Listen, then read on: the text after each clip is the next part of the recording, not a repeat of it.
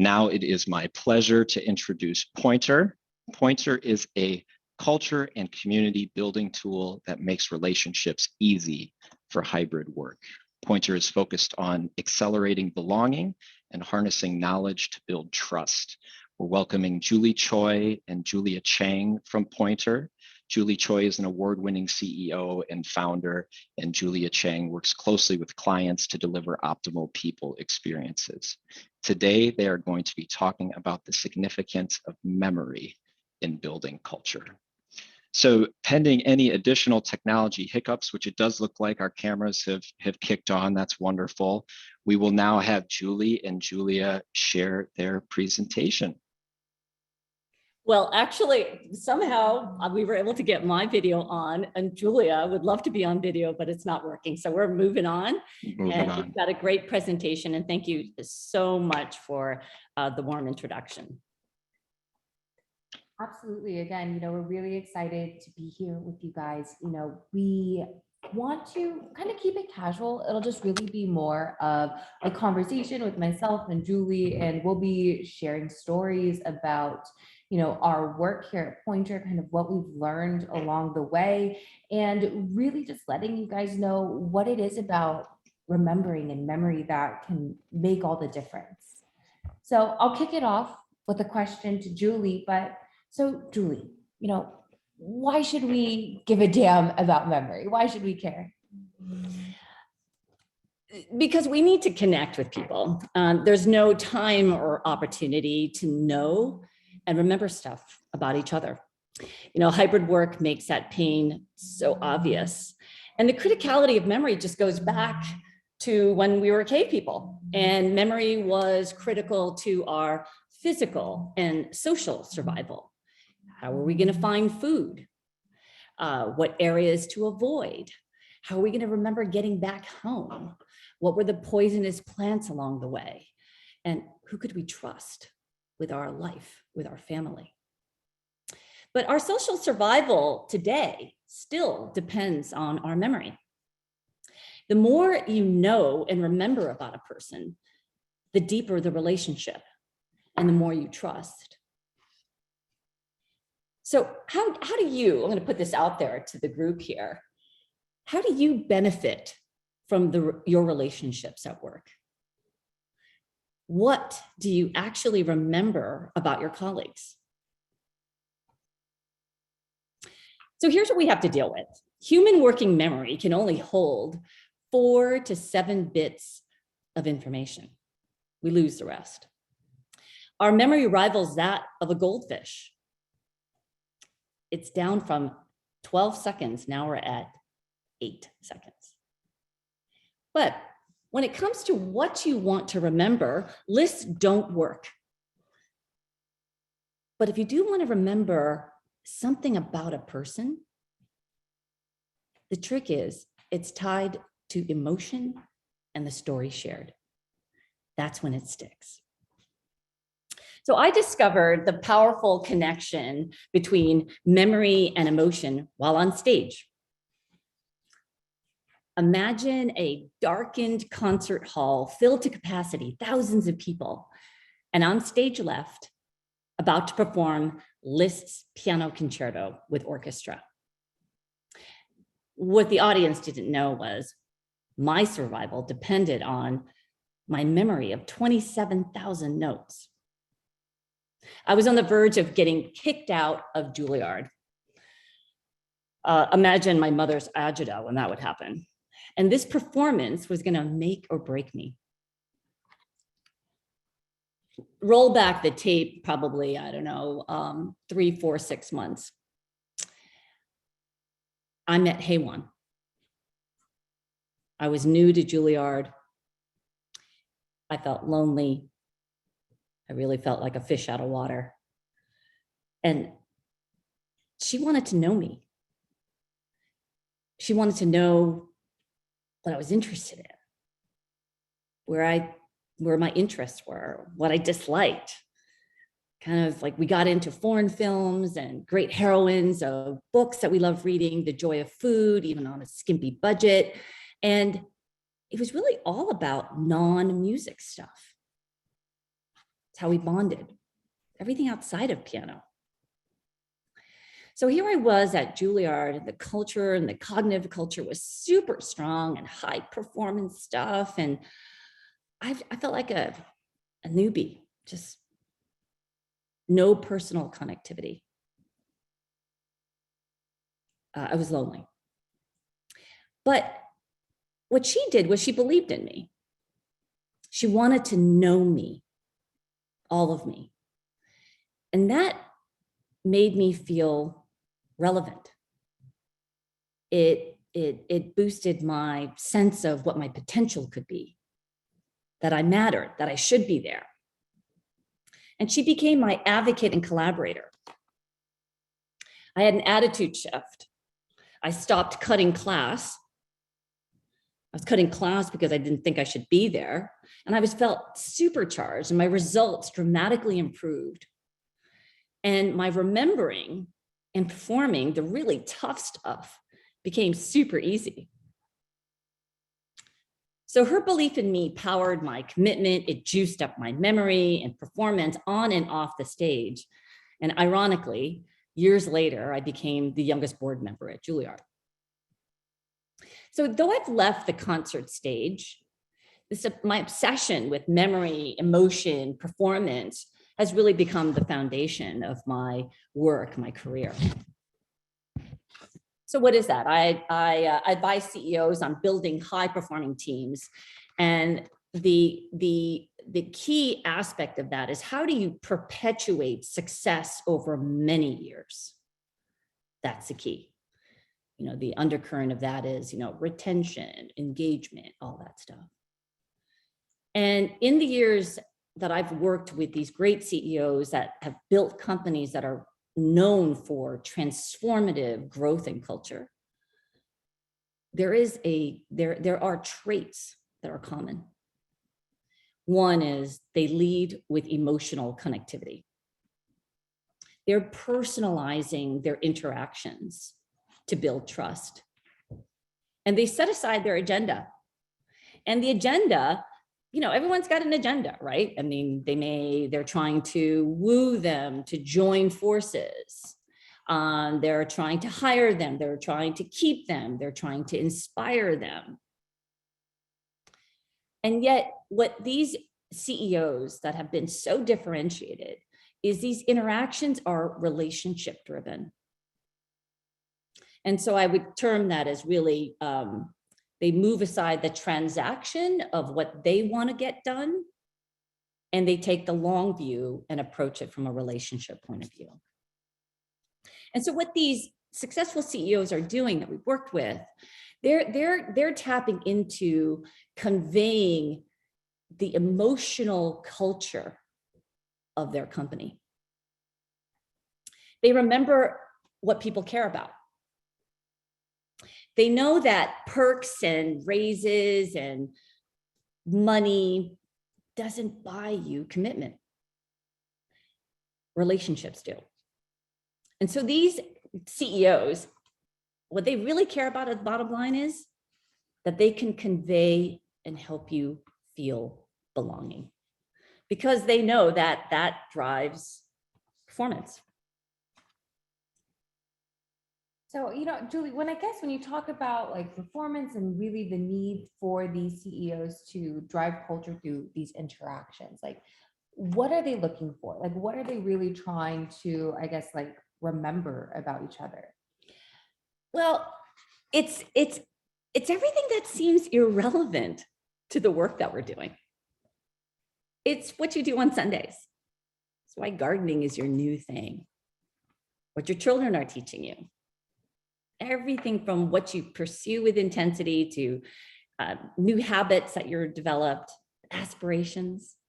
It's what you would share so that people really know you.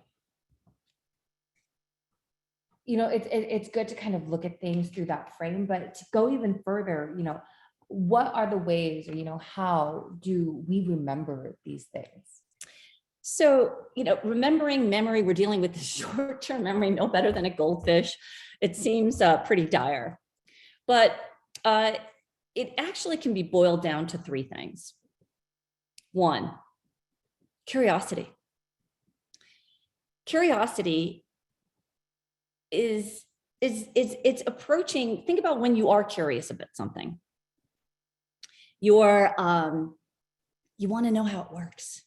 You want to know the why, the what are the conditions? When does it happen? Why, how, what?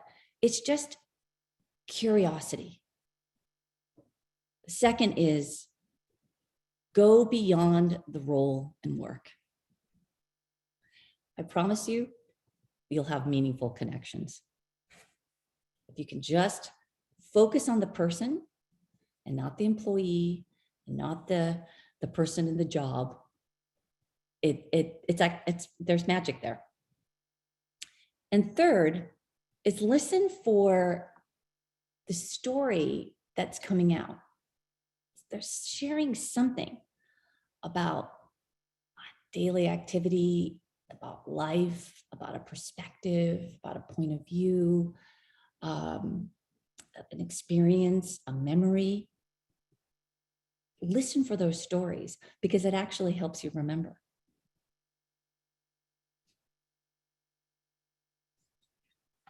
So one of our favorite CEOs, his name is Powell, and he's got 12,000 as he calls teammates.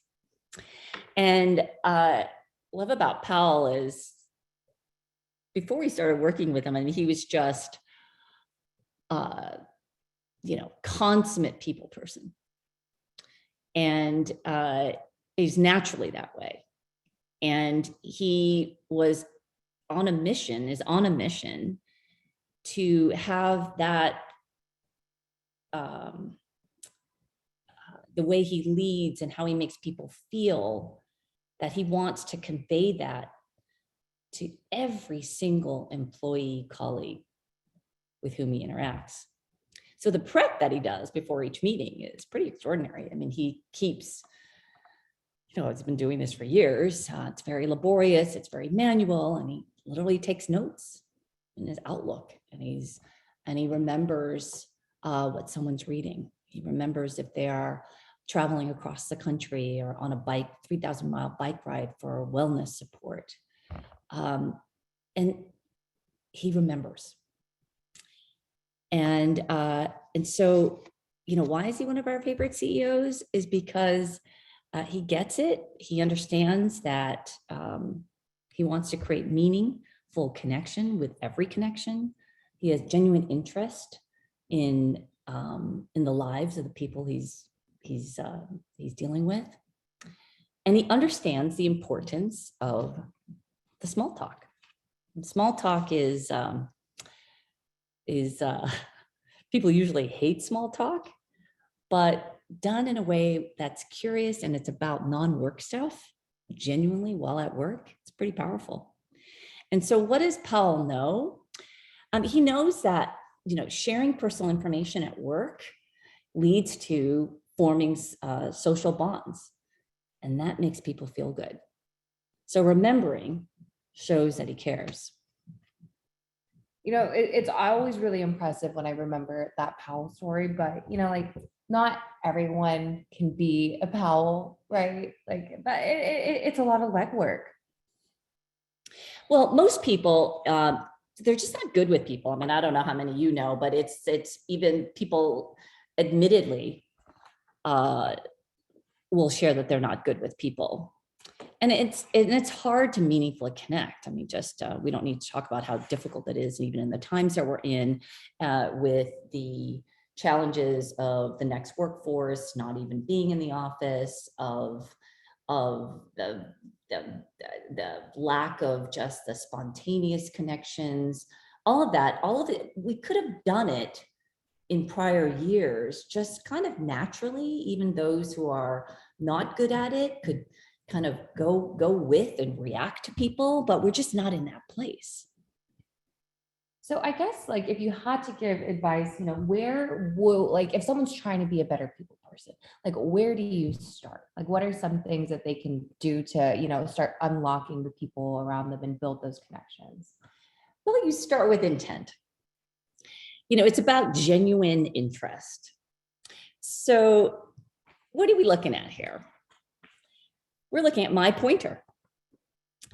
And if you look at my pointer with this is just a, one glimpse, it's using the power of open-ended prompts to allow me to express and show my individuality. It's done as a journey. There's no right answer. It allows me to answer the prompts in a way that I can take it in any direction. It's the types of things I'd like to share to make it easy for you to bond with me. You could pick any one of the things that I've given you as a point, if you will. And it's kind of like what Haywan did with me. She wanted to know what I cared about, what I was reading, why. And so it's going to make it easy for you to bond with me, allow me to be real, allow me to feel seen. And it's an opportunity for bonding.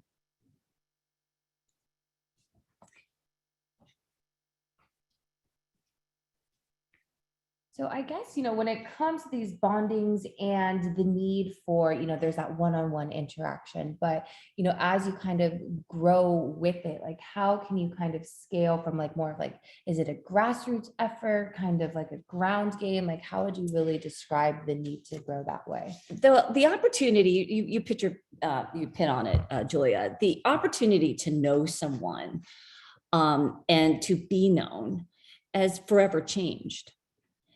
But we need this grassroots, as you point out, a grassroots way to activate every employee to be like Powell or Haywan. But it's got to be a ground game, and colleagues need an efficient way to remember what's important to each other. So here's how I discover what my colleagues care about. At Pointr, we're helping teams build trust networks to share, to make it easy to be known, to share who they are, and to remember what matters.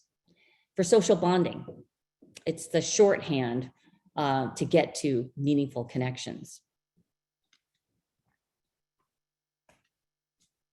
And, I guess I'd love to share a story just about how the importance of, remembering and meaningful connections can actually make a difference in the work environment, kind of paint a little bit more of a picture. But, we have been working with a bank, 200-year-old bank. So just to kind of set the scene of what the environment is and kind of what their culture is, they're pretty cut and dry. They're definitely trying to stay active and kind of keep their culture, unique and true to the principles. But as always, it's kind of this like behemoth, something that they're always trying to tackle and improve. And when they were using Pointr, they had a new hire class come in, and they were asked to create profiles so they can introduce themselves to the team. And then it was essentially off to the races, get in the seat and really learn how to be an analyst. And typically when you look at analysts, they tend to be what?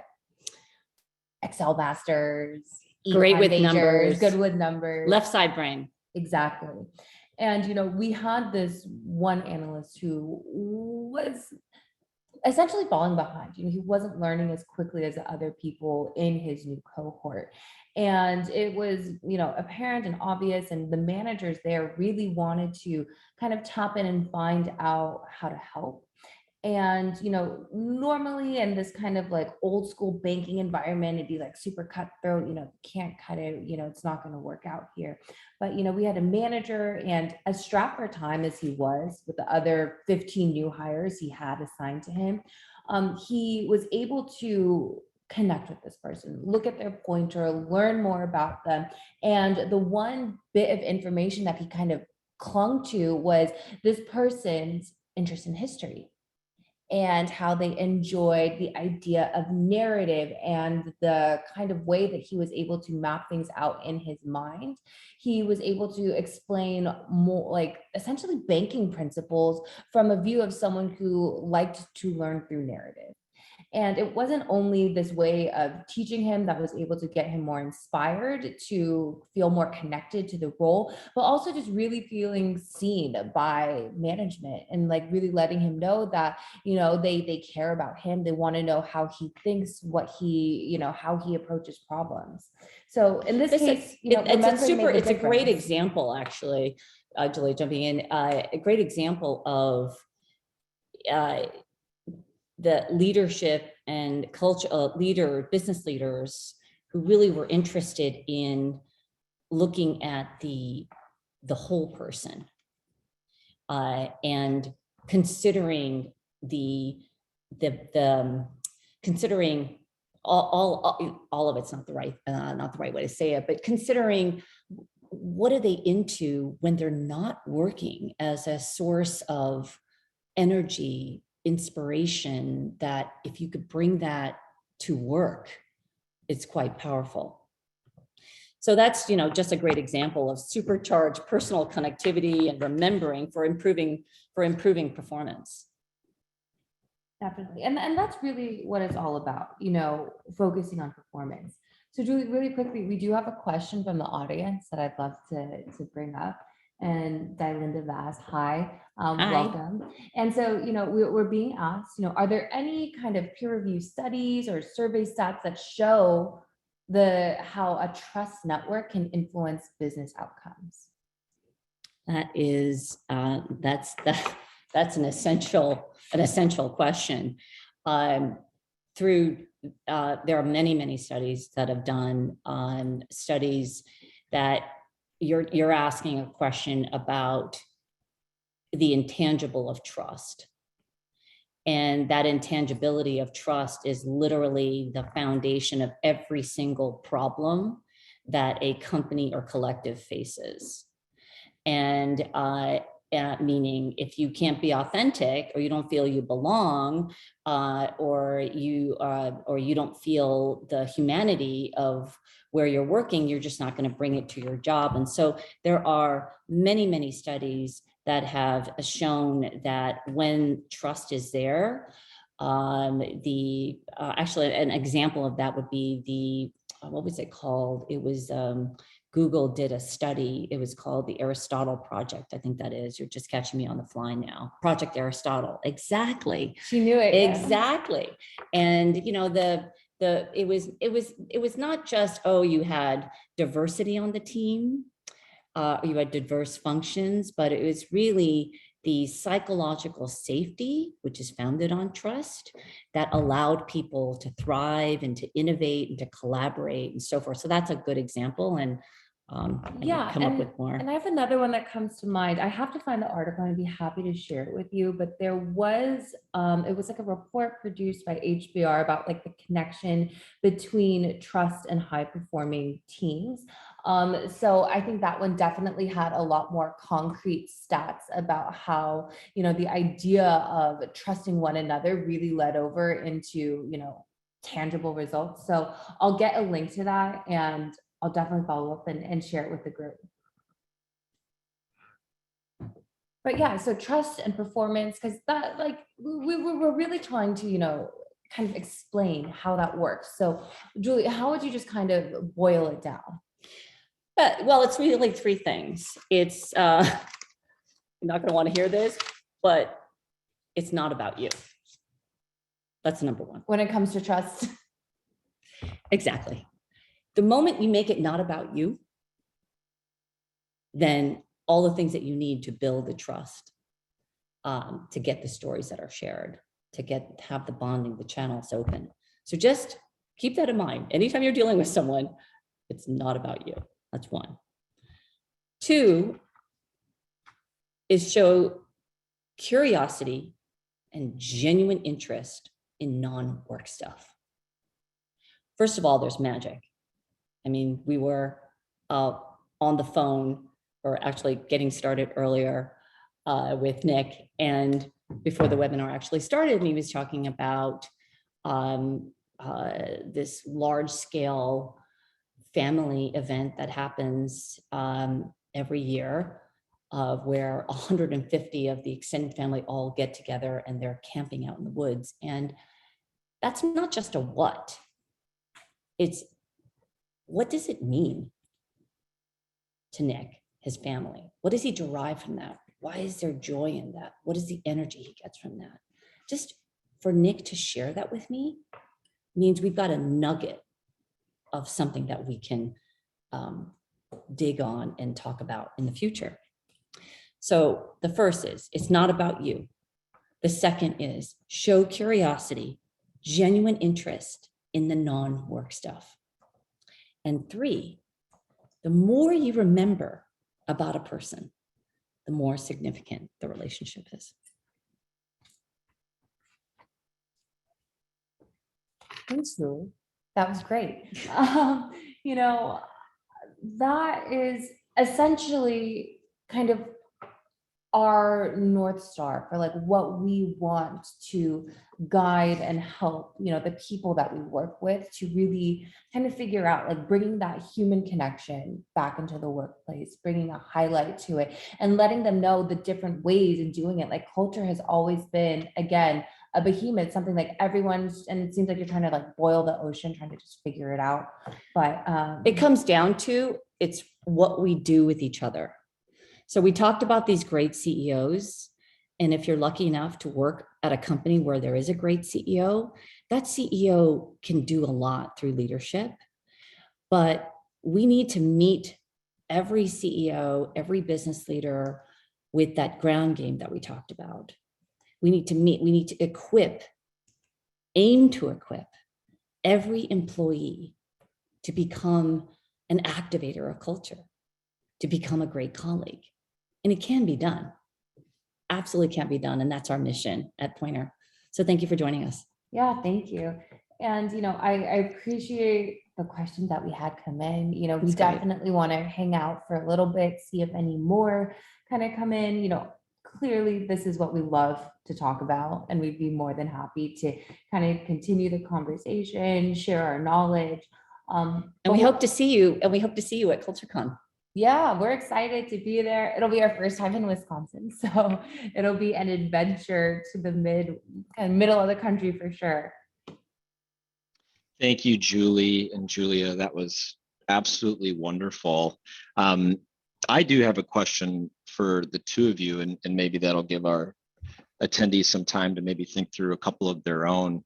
But I was just reflecting on your point about thinking about the relationships that mean the most to me in my personal life. I feel like the depth of it really comes through when I genuinely feel like those individuals have, they're curious with what I have going on in my life. And you can sense that genuine curiosity when you connect, and maybe it's over a shared experience or a similar passion. So long way of bringing me to my question. I'm just trying to think about, for both introverts and extroverts, what types of prompts or these nuggets that you describe, Julie, what nuggets have you found individuals kind of most eager or most comfortable, like wanting to contribute to share more about their personality? Okay. First of all, it's a great question because, you know, I can say it's not about you, show curiosity. And I felt that curiosity was the best way to characterize like your mindset. But take anything. Someone says, it's like, do this as an experiment. Someone says, you just meet them or you're talking to someone that says, I love camping. Okay, you can just let it go. Okay, great. You love camping. But if you go the next step and say, why is that? Like, oh, I love being outdoors. Like, what does it do for you? Oh, I have a different energy. Like, why is that? Just because I can feel the sun and I can see the stars. Well, what does it feel like when you have that different energy? So it's like literally the Socratic method, right? It's a Socratic method. So all of us we leave it. I mean, honestly, if you ask that second and third follow-on, you're going to be in the 99th percentile. People will be shocked that you even want to know the follow-on, and then the follow-on, and then the follow-on. And so it's just like, why, how, what does it make you feel? And we can talk about the art of conversation, but it's really more the art. It's not even an art. It's simple, like basic stuff, to have this back and forth and just to linger just a bit. So in that curiosity on non-work stuff is how you get there. And I also, another thing, which I didn't say, is it could just be like one thing.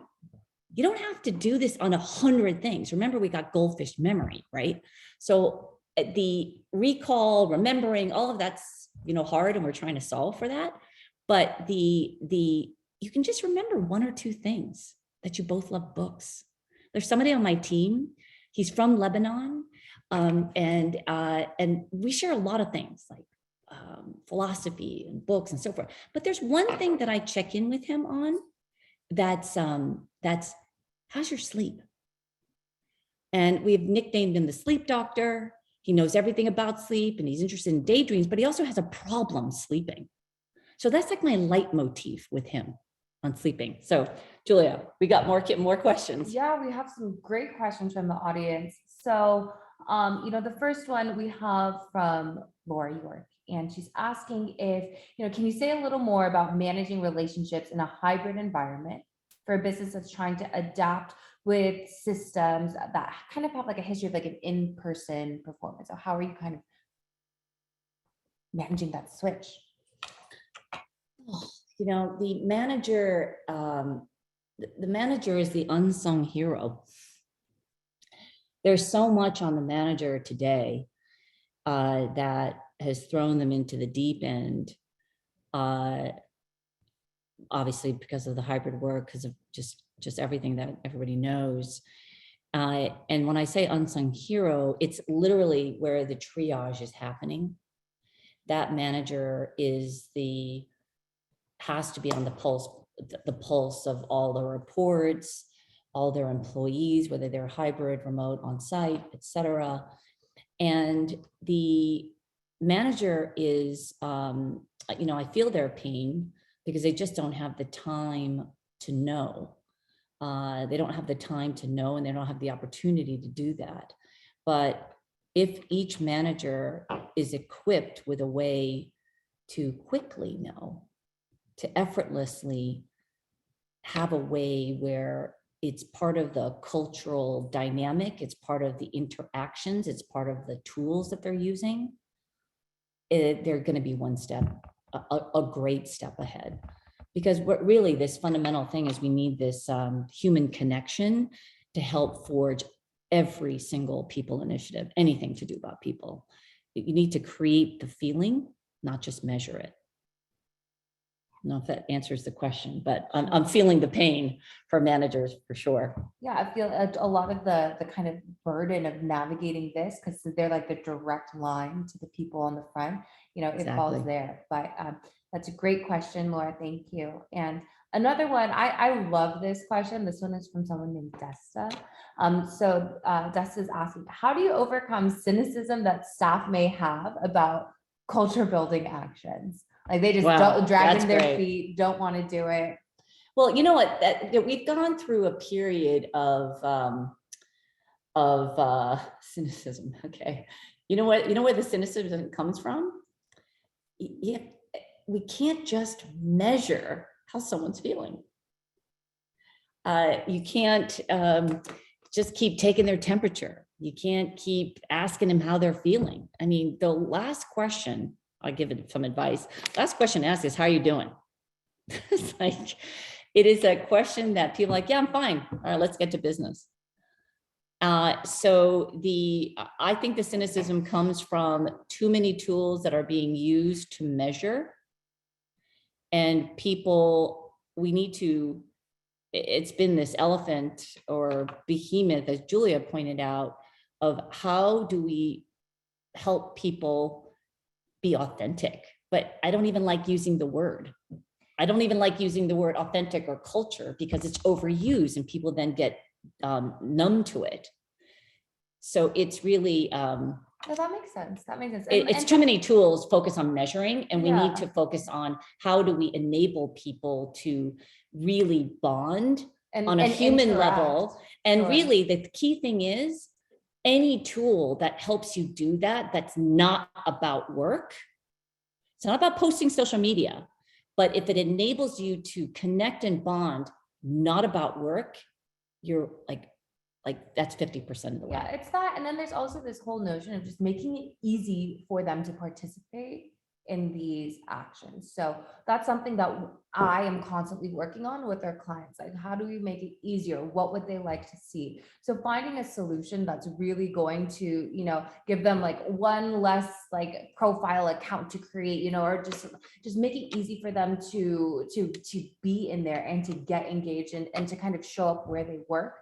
And a lot of ways that, we personally try and do this is, integrating with like solutions that people are already using, whether it's like Slack or, Google Calendar, to allow people to just seamlessly participate with these tools, but then also, not have to constantly be navigating and flipping through. And I'm just going back to the cynicism. The cynicism also comes, the challenge with that cynicism, and it's like a wonderful point or question, is it's challenge with cynicism is that people they know what you're trying to get at. So how, language matters. How you ask, what words you use matters. And people are smart enough now to, if it's a recognition tool or it's an engagement tool, they know, if the way it's presented to them, what kind of answer they should be giving. And so therein lies the cynicism, and then obviously we're not getting at the truth. So, I'm loving all these Q&A. The next one we have from Tom Owens, and he's asking, this is a heavy question. I think it's, important to talk about, but how can leaders connect with staff when they don't have shared living experiences? Things such as like Roe versus Wade, gun violence, discrimination, like very, very difficult, heavy topics that people are definitely feeling day to day. But it's hard to not bring that into the office. So how are they able to kind of talk about these things and not just be like, oh, that's not office shop talk, let's kind of push it aside. So how can you show empathy, I guess, through there? Well, Tom, it's it's like a fundamental, it's not just leaders, right? It's every one of us, business leaders or CEOs, and all I can say on that is are we listening? It's not talking at people, it's not statements, it's when there is one-on-one, even one-to-many, is how are we listening and what are we listening for? We can't, so I've actually learned this the hard way. Even with my own children, I found that I always wanted to be solving, when they go through the difficult teen years, I just wanted to be solving for it. I wanted to find the solution for the big problem of growing up or not feeling belonging or something. And I had to learn the hard way after a long time that if I just listened to the pain, listen for what they wanted to share, listen for the vulnerability, and not try to solve, which was my agenda, that made them feel better. That doesn't solve for these crises that we're in, but if we can listen to each other, and space for that. So I don't know if it answers your question, but that would be the advice I give. Great. And these are great questions. We have a ton. I definitely want to be cognizant of time. But one last question maybe, and then we can definitely follow up with people virtually. But Amber asked a great question of really kind of bringing it down to specific, how can you reflect on how to build culture in a small work environment, let's say 9 to 12 people, when one, culture has typically been connected to the executive director, like one specific person at the company, rather than being organizationally driven. And two, when half the staff is either super tenured, 10 to 20 years, or very, very, very new. Wow. that's actually something like, I think it's 99% of companies that employ the workforce in the United States are small companies, companies with less than 100 people. So this is a very relevant to the majority. So thank you for asking that question. This, I myself have run two companies that are like kind of related, and lots of our the people that we deal with, even Pointr, have the same issues. It's I do think that leaving it to just how people want to work is not enough. I think that leadership needs to really, it's not even encourage, create a compelling way that people are being together. And they've got to be really intentional about that. And so what I mean by that is, don't just say you can come in on Tuesday, Wednesdays, and Thursdays, and then people obligatorily come in Tuesday, Wednesdays, or Thursdays. Make it that Wednesdays and Thursdays is when the whiteboarding happens. I'm giving you just an example. The whiteboarding is happening. And so people are finding that joy and that experience of the organic interaction of just being together, and with intention, like there's intention on the work. It's a problem that you're talking about, and I do believe that one of the solutions is about more in-person time, but not time because you set it on the job experience and responsibilities, but because it's just part of your culture that when you're bonding together.